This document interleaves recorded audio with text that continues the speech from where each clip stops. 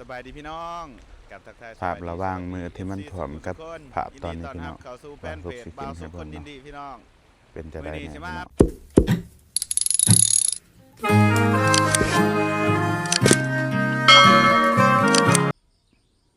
แต่สิได้ต้นมะคงพี่น้องมาเบิ่งซอยกันแน่นี่มีแต่ขี้ตมเต็มอยู่เนาะมะคงเตี้ยเฮากำลังงามๆพี่น้องจากสภาพเขียวๆยังเป็นแบบนี้ส่วนต้นอากาศอีก 2-3 มื้อก็น่าจะยืนต้นตายเนาะจะไปเหลืองน่าจะบวมน้ำทิ่มนะพี่น้องกับทักทายสบายดีสวัสดีพ่อแม่พี่น้อง FC สุขุทุกคนเด้อยินดีต้อนรับเข้าสู่ช่องบ่าวสุขคนอินดีพี่น้องตอนนี้น้ำบกเป็นปกติแล้วเนาะบกวิทย์หน้าบ่าวสุขละยังน้อยหนึ่งวันนี้ได้ว่าสิพาพ่อแม่พี่น้องมาเลาะส้มต้นเขาเนาะพี่น้องได้ว่าให้หน้าหลังจากน้ำบกแล้วพี่น้องเดี๋ยวสิพาเลาะตั้งแต่หน้าบ่าวสุขไปหอดหน้าคนอื่นนำเนาะไปทางเบื้องนั่นเลยมาเบิ่งกันว่าสิเป็นจังไดเขานี่รวมทั้งหมดที่มันถ่อมเนาะพี่น้องมันเริ่มถ่อมตั้งแต่วันที่เท่าไหร่เนาะ3 วันเมื่อวานนี้3 วัน4 วันมื้อนี้4 วัน4 คืนเนาะพี่น้องมื้อแรกพอดีคืนที่หาให้สุดท้ายพี่น้องรวมทั้งหมดหาคืนซะนะตีกลม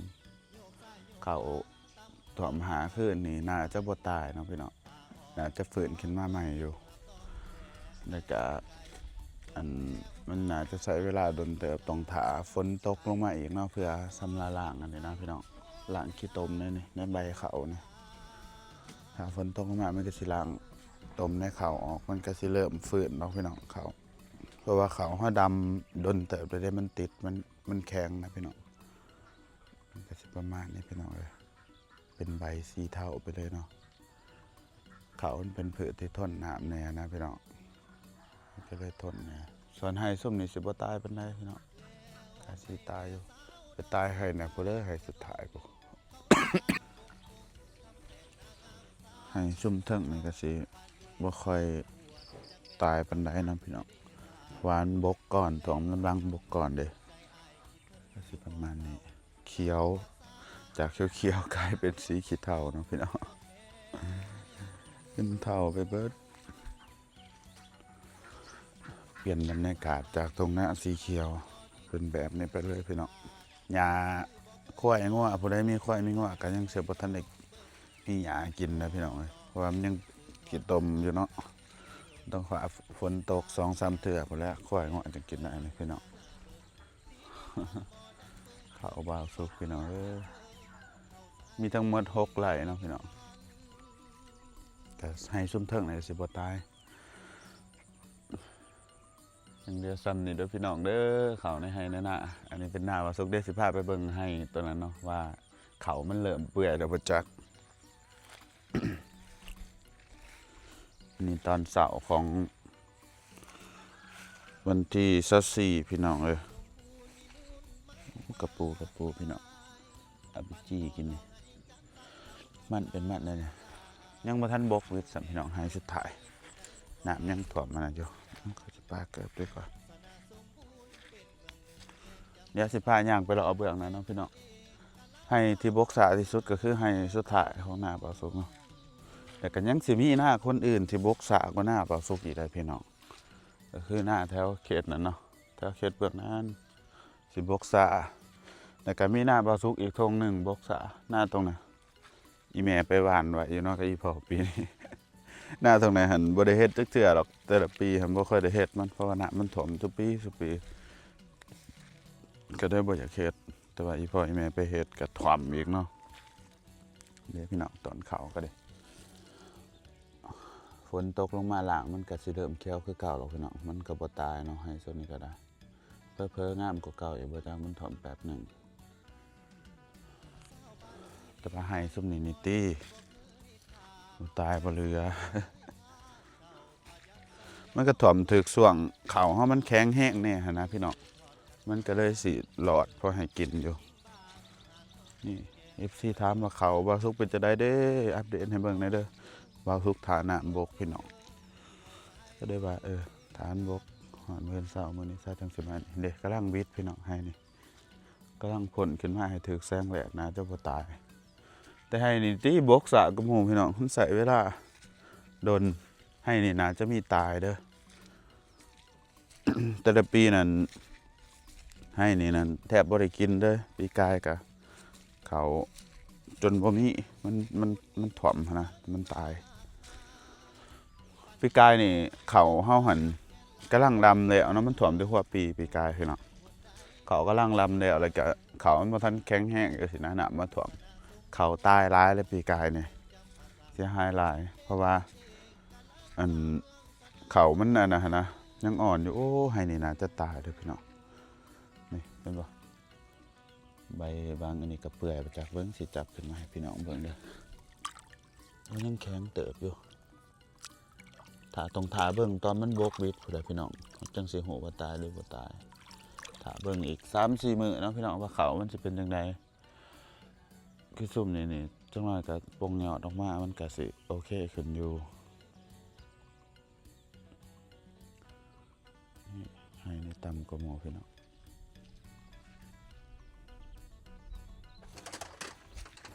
ขอกเป็ดอีแม่พี่น้องขอกเป็ดอีแม่ยังจำเนี่ย มันโยดเนื้อหนามันก็ระบายเรื่อยๆเนาะในหนาจะบกบิดนะขอกเป็ดอีแม่มุ่นเลยถึงหนามผัดมีปลาอยู่ว่าอินดิ มุนพังเบิดเป็น FC ตอนบาสุกเฮ็ดคลิปใหม่ๆตอนน่ะมันบ่ถ่วมให้เห็นนะ FC เพิ่นก็แนะนำหลายๆอย่างเนาะเฮาก็พยายามอธิบายบางคนเพิ่นให้ปลูกต้นทุเรียนกกบักทุเรียนหั่นนะเพิ่นว่าปลูกไว้ติอยู่บ้านนั่นดินเป็นตางามว่าบ้านบาสุกนี่เฮ็ดหยังก็ยากพี่น้องเอ้ยปลูกนั่นปลูกนี่ก็ยากปลูกได้แต่เฉพาะบางพืชบางต้นไม้เนาะพี่น้องบางต้นไม้ก็ปลูกบ่ได้เพราะว่าขึ้นที่เห็นนี่แหละน้ำมันท่วมตลอดขนาดปลูกอันนั้นกกหมากยังว่ามาขี้หูดนะยังยากนั่นเธอติดเดี๋ยวน้ำมันท่วมก็ตายเรียกมันเป็นอย่างมันถือน้ำแล้วมันหมักตายบ่คือต้นไม้แนวอื่นที่มันทนน้ำนะพี่น้องกกม่วงกกหยังกกขามกอไผ่ก็ยังแบบต้นที่มันทนน้ำหั่นนะมันก็งามเลยดินน้ำมันท่วมจังซี่มันเอาดินใหม่มานี่แห้งงามคักพี่น้องปลูกทาเบิ่งยามหนาวนะคันปลูกบักถั่วบักแตงนี่ซ้ำสวยงามบักแตงอยู่สวนแคมเซ่แห่งงามไปพี่น้องเดี๋ยวบ่สุกสิพาย่างเลาะเนาะภายในหมู่บ้านน่ะก็ย่างไปเบิ่งหน้าเขาเจ้าแถวนั้นบ่อนที่น้ำมันไหลเข้าหั่นแหละเพราะว่าจุดน่ะมันน้ำมันไหลเข้าก็เสียหายหลายเติบเลยพี่น้องเดี๋ยวไปเบิ่งกันว่ามันเสียหายแนวใดทางย่างก็ยังเป็นขี้ตมอยู่พี่น้องบ่อนใดที่ก็จะเฮือนละลังไรที่แบบบ่มีคอนกรีตส่วนหยังนะเที่ยวบ่ได้เลยนะพี่เปื้อนคือเฮือนบ่าวสุกนี่ก็แค่แน่ปีนี้มีอันนี้พี่น้องมีหินนี่บ่าวสุกเอาหินมาเทใส่เนาะมันก็เลยย่างง่ายอยู่พดน้ำหรือว่าฝนมาสอบไปมันก็กินกระโผล่ขึ้นมาแล้วเนาะนี่มันก็ย่างได้ก็ใส่แม่นโอ้ยซ้ำอยู่ในไข่หน้าอะไรแต่พี่น้องมื้อนี้ก็น่าจะคนคลองลงมาอีกเนาะพี่น้องเมื่อวานนี้คนยังบ่ทันเบิดสับเอาแต่เสื้อผ้าลงมาแล้วก็ยังคลองเล็กๆน้อยๆเนาะพี่น้องก็น่าจะลงมาเบิดละบ่สุกแต่เขาที่เขาทางเบิดแล้วพี่น้องคลองก็เลยคอยปรับไปทีละน้อยเนาะมันสิอยู่โตเองเหมียนหองเหมียนยังหนึ่งเขาหนึ่งน้ำก็ลงมาหนึ่งยีรุมแล้วเนาะเนี่ยเห็ดกินอยู่อันนี้ปีหลังจากลำถมแล้วอันนี้ให้ยับเข้ามาอีกแล้วพี่น้องเขาไก่กุตัวเก่าอีกเนาะมันบ่แคบก็เก่าป่ะ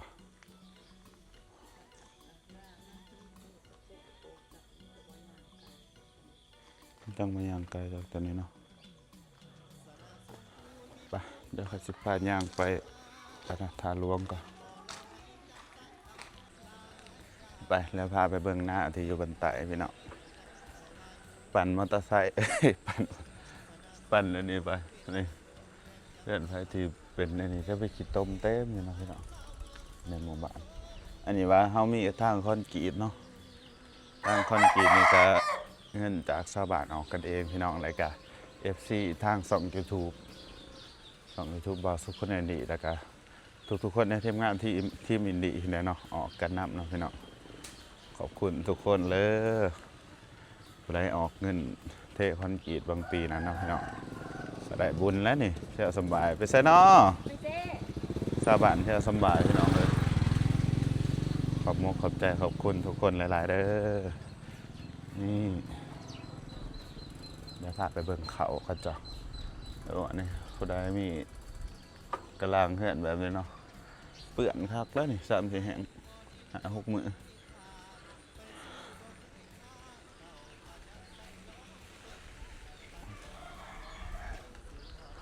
ตอนเสาร์ยังไม่ทันอันนี้เป็นไรคนยังไม่ทันลายเป็นไรเห็นไหมพี่น้องเขา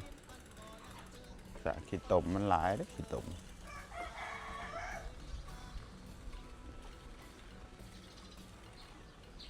อุ้ยบอลนี่แสดงว่าเป็นบทถ่วมเขาเลยเนาะยังกินเสาร์เนาะ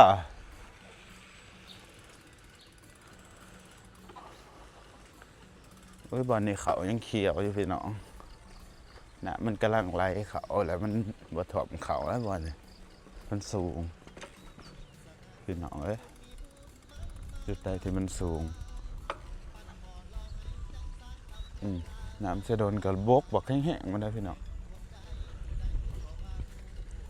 เดี๋ยวพอสุกพาไปเบิ่งบอนที่มันแบบน้ำไหลเขานะมันพัดดินมาถมเขาเขาเจ้าพี่น้องแล้วเขามันกัดอยู่ในอันผืนธรณีพุ่นเนาะผืนดินทั้งลุ่มแล้วก็แจกคือกันเนาะมาหนามาทันบกสับ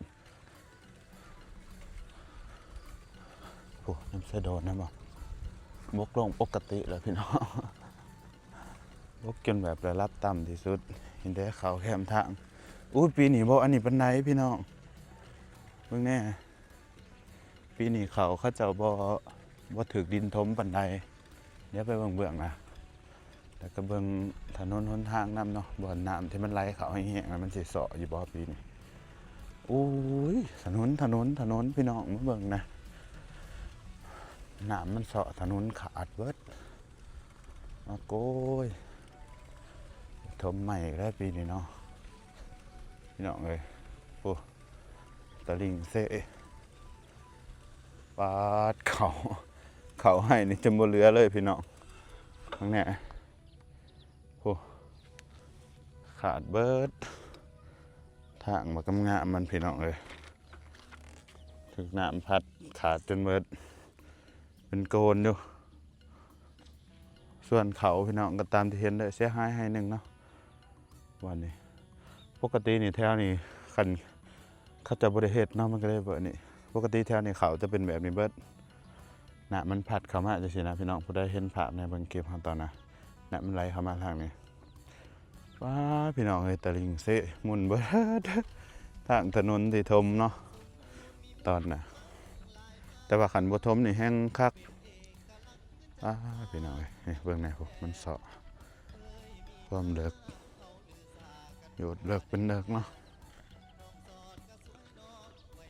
พี่น้องเลยนี่ตะลิงเซ่เฮาเด้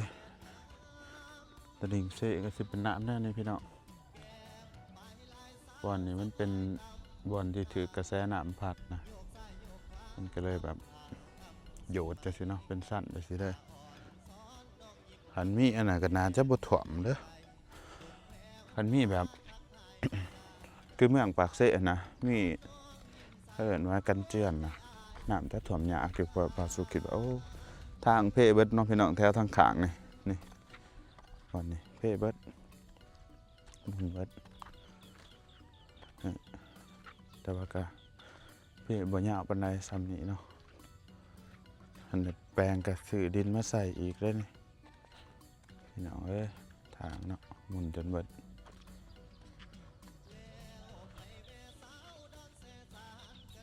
บ้านหันที่กิวแทะกิวว่าส่วนหน้าบนนี้เขาจะบ่ได้เฮ็ดพี่น้องคนบ่เฮ็ดหน้าลายอยู่ปีนี้ก็ได้เพราะว่าเขาเจ้าก็ย่านน้ำท่วมหั้นนะเขาเจ้าก็เลยบ่เฮ็ดแต่หม้องน้ำแกงก็คือสิได้พี่น้องเอ้ยว่าสุกนี่บ่ได้ไปใส่หม้องซ้ำไข่พี่น้องก็เลยบ่ได้ไปก็สิประมาณนี้เด้อพี่น้องเด้อหามาเลาะความเสียหายก็ได้ข้าวน้ำ3ปลาของแต่ละคนก็น่าจะคือกันกับของบ่าวสุกนั่นแหละพี่น้องเพราะว่าชาวบ้านก็ดำหน้าพร้อมๆกันเนาะก็ข้าวน้ำ3ปลาก็สิคือกันบางคนก็บ่ท่วมก็มีเนาะแบบว่าหน้าบางคนมันอยู่สูงนะคือหน้าทางฝั่งบางนั้นก็ยังเขียวอยู่คือบ่อนนี้ก็แถวแคบเทิงนี่ใช่บ่แถวขี่รถมาก็ยังเขียวอยู่ สบายดีพี่น้องกับทักทาย ภาพระหว่างมือที่มันถ่วมกับภาพตอนนี้ ยิ พี่ ดี น้อง เข้าสู่แฟนเพจบ่าวสุขคนยินดีพี่น้อง เป็นจะ มื้อ ได้ นี้ แน่ สิ พี่ มา น้อ อั ง ปเดต แต่ สถาน ต่าง การ กัน ณ์ บ่ น้ำท่วมอยู่บ้านต่างหลัง ความมันน้ำมันไหลแห้งเนาะ แขวง เป็นประมาณนี้เลย มื้อเช้านี่เฮามาถ่ายคลิปไปบ่อนนี่น้ำบ่ทันไหลเข้าเนาะตอนนี้แบบเป็นน้ำตกแล้วพี่น้องเป็นน้ำตกตาดแล้วอัปเดตล่าสุดพี่น้องตอนนี้เวลา 4:00 นแรง เดี๋ยวบ่สุกสิพาไปเบิ่งบ้านน้อยนำพี่น้องตั้งแต่น้ำท่วมมาบ่สุกก็ถ่ายคลิปบ่ฮอดบ้านน้อยจักเทื่อเพราะว่ามันย่างไปบ่อนนี่บ่ได้ ตื่มก็ขี้คร้านย่างแน่มันไกลบ้านน้อยนี่ก็น่าจะสูงกว่าบ้านในบ้านอีกเนาะเพราะว่าสังเกตเบิ่งเนาะพี่น้องบ่อนใดที่มันต่ำชาวบ้านจะบ่เฮ็ดเทือนใส่เนาะคือจังเส้นแถวนี้เขาจะก็เว้นระยะห่างมาฮอดบ้านน้อยก็สูงขึ้นอีกน้อยนึงอันนี้เป็นโรงเรียนบ้านต่างหลังโอ้ใหม่มาแต่ไสเฮ้ยมันไหลมาบ่ มันมาขังที่มาหัวเพะเห็นบ่นี่ ป้า มันมือนั่นน่ะมันแห้งแห้งเลยดิ น่ะมันไหล น่ะมันได้จังไหม่ไซจังก็มันอึเข้ามานี่คือหัวเพะเบิดเนี่ยดิ อ่า เฮ็ดไหม่เบิด เนาะหัวองเหียนจนเพ่เบิดเนาะ คือนักหัวเพะคุณเบิด น่ะมันไหลเข้ามาทุกคน เบิด ค้อนอันบักย้ายมา คนใหญ่ ถมฮอดอยู่บ่เฮือนเจ้า ฮอดจ้ะ ฮอดคือกันบ่ เออ ไปถ่ายคลิปบ้านน้อยให้พี่น้องเบิ่งก่อนพี่น้องเอ้ยมันฮอดกับบ้านเดียวกันนี่แหละพี่น้องแต่ว่ามันสันสิว่าอันนี้ก็บ้านเหนือบ้านใต้ซะทางบ้านมาสุพรรณบ้านเหนือเบื้องนี้บ้านใต้คือกระถ่วมคือกันนะพี่น้องเอ้ยบ้านเดียวกันก็สิถ่วมคือกันโอ้ยไปไม่ได้แล้วพี่น้องนี่มันน้อยก็สิประมาณนี้แต่ว่ามันน้อยนี่บ่มีค่อนกรีดพี่น้องจะมีก็ว่าสิเก็บเงินกันหั่นแหละปีกายก็ได้แต่ปีกายนี่น้ำท่วมเพิ่นก็เลยบ่ได้เก็บเงินออกเงินกันทางอันว่าสุกก็บ่ได้สมทบทุนซอยเนาะพี่น้องบ่จักสิเฮ็ดจังไดหั่นน่ะอันแบบชาวบ้านเพิ่นเก็บเงินกันก่อนออกเงินกันก่อนจังซี่บ่าวสุกก็สิอันกะแบบว่าเปิดให้ FC โดเนทมาอยู่เนาะพี่น้องคือบางปีนั้นที่เฮ็ดนะ FC ก็โดเนทมาบอกหลายๆมันหลายกว่าเงินชาวบ้านเป็นเท่าไรเท่าเลยพี่น้องก็ปีกายเนี่ยเขาจะกระทมดินก่อนเนาะทมดินก็ได้ประมาณนี้พี่น้องเละมากโอ้เฮือนตัวน้ำท่วมหอดไซเฮ้ยหอดไซเฮือนตัวหอดหาบ่เป็นก้านหาบ่ถมหลายเติบเลยเฮือนเพิ่นก็ดิป้าแต่บ้านน้อยนี่มีประมาณ10ปลายหลังพี่น้องเพิ่งขาเฮือนเพิ่นอยู่ในบ้าน30กว่าหลังโอ้ยทางบ้านเพิ่นคือมันยากแท้พี่น้องเอ้ยโอ้ยขอพย่างไปแล้วเด้อพี่น้องเพิ่งเฮือนซ่านไปซ้ำนี่ก็พอแล้ว มันแต่ใส่น้อแม่สาวนงหน่อยเนาะบ้านทางพี่น้องเลยจักได้ว่าเนาะเละคักน้ำท่วมเลยพี่น้องท่วมบ่น่ะเจ้าฮะ ว่าจุดเทียง ก็บ่ไปหรอกพี่น้องเลยมาเบิ่งดอกเด้อยากหลายคือกันกับบ้านเนาะแหละบ้านน้อยก็ดีถมๆทำกันพี่น้อง บ้านเหือนกะ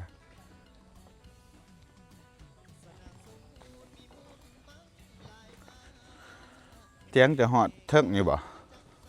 หอดเทิงเถียงอยู่บ่ สอกนึง ทั้งสองหนึ่ง เออ ทบสูงแต่ว่า หันพื้นวิทย์ใส่เพื่อนฮะ วิทย์แต่ว่าหนามเนี่ยนะวิทย์ได้เนาะ ยัง ย่างอยู่บ่ แรงบ้านยังขันใดขันนึงแรงบ้าน เออ มันก็ชีวิตวิทย์เที่ยง วันนี้คือชีวิตอยู่ดอกหน้าอันนี้สิบกษาก็โมพี่น้อง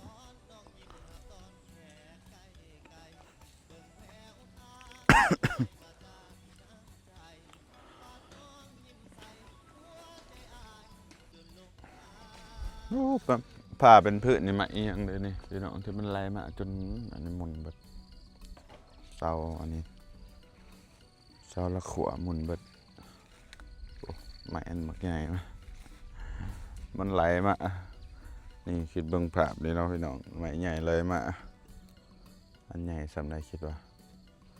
ต่ำหมุนเบิด ก็อยากว่าถึงเรื่องเห็ดสะพานเลยเนาะเห็ดกลัวเรียบร้อย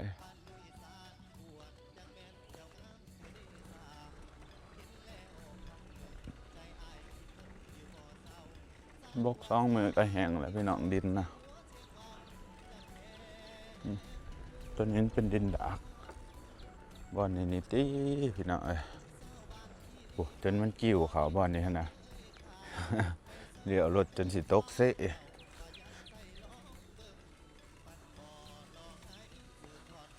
เห็ดกันเจือนนี่คือสิครับนี่งบสำหรับจังเห็ดกันเจือนได้หลายล้านบาทอยู่เด้อ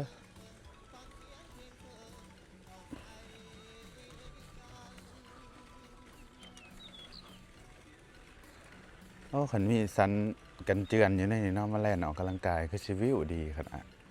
วิวดีก็เมืองปากเสอีกว่าจักนี่กันเป็นสันอันกันน้ำท่วมคืออยู่เมืองปากเสนี่คักเลยแล้วนี่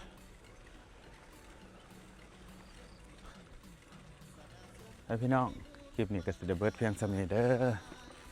ฝากพี่น้องกดไลค์กดติดตามเป็นกำลังใจให้บาสุกนะเพราะได้มีอัน